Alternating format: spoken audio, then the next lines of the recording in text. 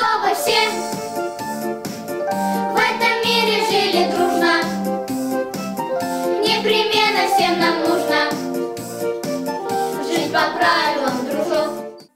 Bu malay qızlar yolda üz-özünü nişib tutarga икәнен иң яхшы белүчеләрдән. Алар юл хәрәкәте яшь инспекторлары. Аганки отрядында 22 әгъза һәм мондый юит отрядлары һәр мәктәптә эшләп килә. Алар үз яшьтәшләре арасында юл йөрү кагыйдәләрен төшендерүчеләр. Шуңа да бу юнәлештәге эшкә җитди игътибар бирелә.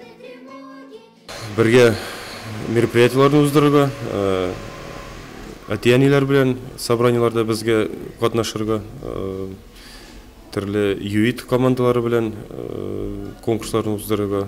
Сораулар бик күп. Сорауларга без җаваплар бирдек. Безнең дә сораулар булды. Аларга рәхмәт. Алар бу эштә бик актив катнашалар. Бездә шәһәребездә, районда юл хәрәкәтләре булмаса, шул безнең основной цель. Семинарда балалар катнашында юл транспорт җәрәхәтләнүләрен профилактикалау, юл йөрү культурасын үстерү турында да сүз алып барылды. Кийекле һәм Яңа Елай мәктәпләре директор урынбасарлары тыңланды. Алар бу өлкәдә үз уңышларын һәм тәҗрибәсен уртаклашты.